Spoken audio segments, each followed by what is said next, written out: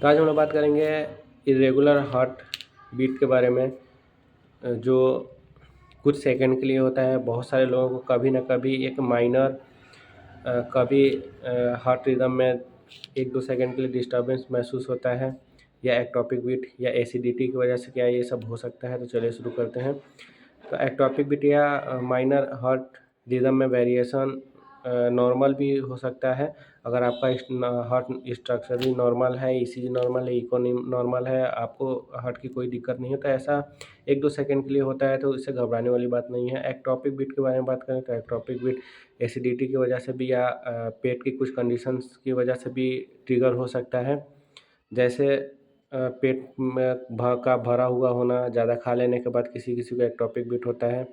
कभी कभी पेट में एसिडिटी की वजह से एक्टोपिक बीट होता है, जो वेगस नर्व को एसिडिटी स्टिमुलेट करता है और वो एक्टोपिक बीट का कारण बनता है। ये कुछ देर के लिए होता है, उसके बाद ठीक हो जाता है, इससे घबराने वाली बात नहीं है। कभी कभी हार्ट रिदम में भी कुछ माइनर वेरिएशन देखने को मिलता है, तो इससे भी घबराने वाली बात नहीं होती। बहुत सारे लोगों को थोड़ा सा 1-2 सेकंड के लिए कुछ हार्ट इरेगुलर हुआ एसिडिटी की वजह से या किसी भी वजह से, हार्ट के जो डायफ्राम होता है, एसिडिटी जब बनता है, पेट भरता है, पेट फूलता है, तो डायफ्राम में प्रेशर जनरेट करता है, जो वेगस नर्व को स्टिमुलेट करता है, और ये प्रेशर हार्ट को भी थोड़ा सा डिस्टर्ब करता है, जिसकी वजह से ये 1-2 सेकंड का वेरिएशन हार्ट रेट में हो जाता है। तो इससे घबराने की बात नहीं है।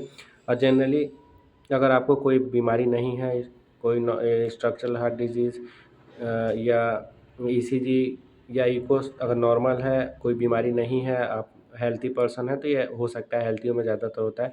एक्टोपिक बीट हेल्थी पर्सन में बहुत ज़्यादा देखा गया है। ये कुछ वजह से ट्रिगर हो जाता है और फिर बाद में ये ठीक हो जाता है, तो इसके लिए टेंशन लेने की ज़रूरत नहीं है। इसके लिए आप हल्का खाना खा सकते हैं, हैवी वर्क करने से बच सकते हैं, कभी एक्सरसाइज कर सकते हैं, स्ट्रेस को कम करके इसको ठीक किया जा सकता है। वेट और फल फ्रूट्स को लेके भी इसको ठीक किया जा सकता है। बीपी कंट्रोल करके, डायबिटीज़ को कंट्रोल करके इसको ठीक किया जा सकता है, और इससे घबराना नहीं है।